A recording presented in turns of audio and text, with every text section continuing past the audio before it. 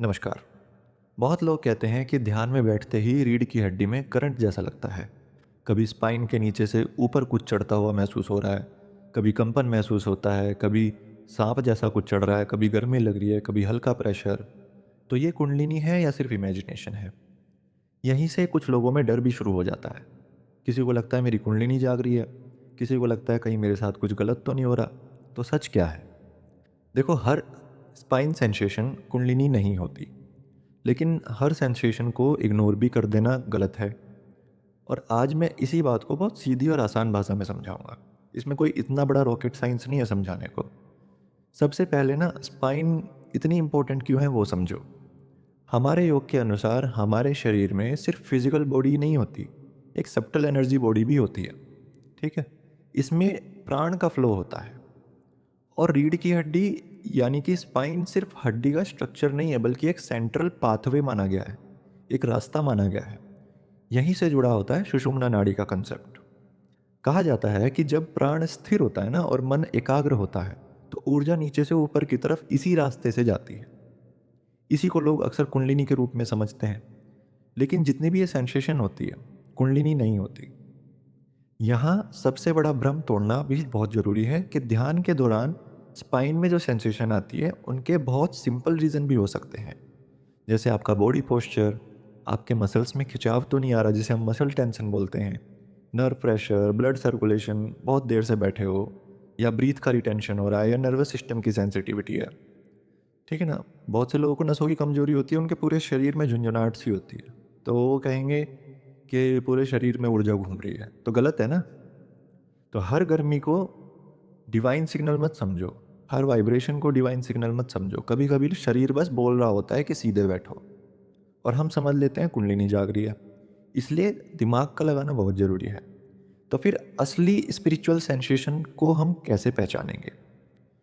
अगर करंट जैसा हल्का फ्लो है, जैसे मान लो कई लोग कहते हैं स्पाइन के नीचे से ऊपर एक हल्का इलेक्ट्रिक सेंसेशन चल रहा है, जैसे बिजली सी चल रही हो।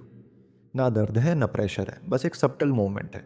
या कभी कभी प्राणिक अवेयरनेस भी हो सकती है, मतलब प्राण से जो अवेयरनेस आती है। तो जब ध्यान गहरा होता है तो पहली बार व्यक्ति शरीर के अंदर की सेंसिटिविटी को महसूस करता है। पहले भी थी ये चीज़, बस अब उसका बोध हो रहा है। दूसरा आता है गर्मी या हीट सेंसेशन। बहुत लोगों को सबसे ज़्यादा यही महसूस होता है। कभी मेडिटेशन या प्राणायाम के बाद रीढ़ के पास ना गर्मी महसूस होती है, तो ये भी बहुत कॉमन है। क्यों? क्योंकि प्राण जब एक्टिव होता है तो शरीर में हीट जनरेट हो सकती है। लेकिन अगर ये आपको परेशान कर रही है, जला देने वाली चीज़ कर रही है, दर्द कर रही है, तो उसे स्पिरिचुअलिटी का लेबल मत डालो, शरीर की सुनो। ठीक है?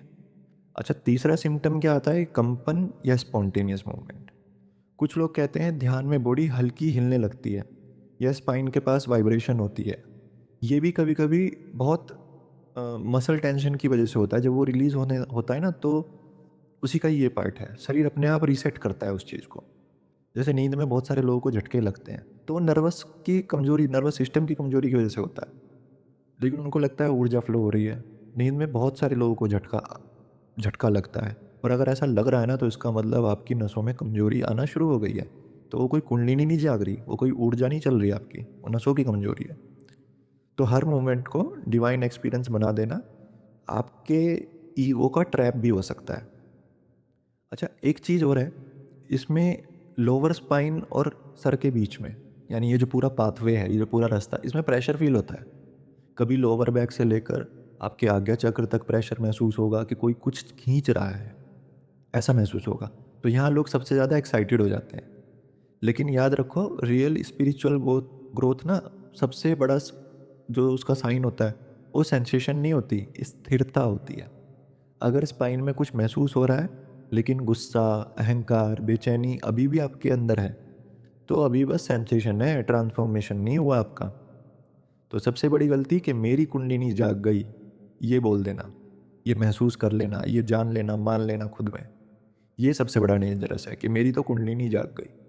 थोड़ा वाइब्रेशन आया नहीं कि आदमी ने अनाउंस करना शुरू कर दिया कि मेरी कुंडलिनी एक्टिवेट हो रही है या हो गई है। फिर आता है अहंकार। ये चुपके से आएगा।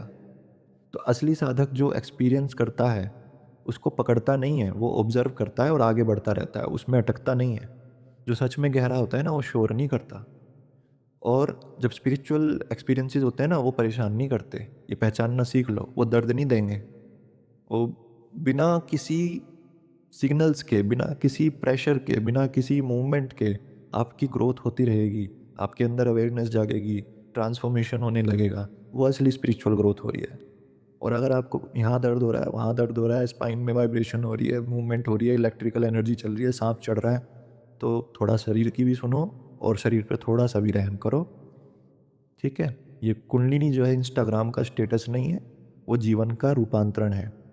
तो अगर स्पाइन में सेंसेशन आए, तो आपको क्या चीज़ें करनी है? सबसे पहले तो अपने डर को ख़त्म कर दो, मार दो, क्योंकि डर जो है ना एनर्जी को और डिस्टर्ब करता है। ज़बरदस्ती प्राणायाम मत करो, कुंभक मत करो ज़बरदस्ती, एनर्जी को ज़्यादा ज़बरदस्ती से पुश मत करो। सारी चीज़ें गड़बड़ हो जाएँगी, चीज़ें बहुत गलत हो जाएँगी। प्राण को कभी फ़ोर्स नहीं करना चाहिए। उसे स्थिर और नेचुरल होने दो। लाइफ़स्टाइल सुधारो, सात्विक भोजन करो, ठीक से सो, रेगुलर स्लीप जिसे कहते हैं, डिसिप्लिन में रहना सीखो, ब्रह्मचर्य की कोशिश करो, नाम जप करते हो तो नाम जप करो। ये सब फ्लैशी नहीं लगता, लेकिन असली फाउंडेशन यही है, अगर स्पिरिचुअलिटी में ग्रोथ चाहिए तो। नमस्कार।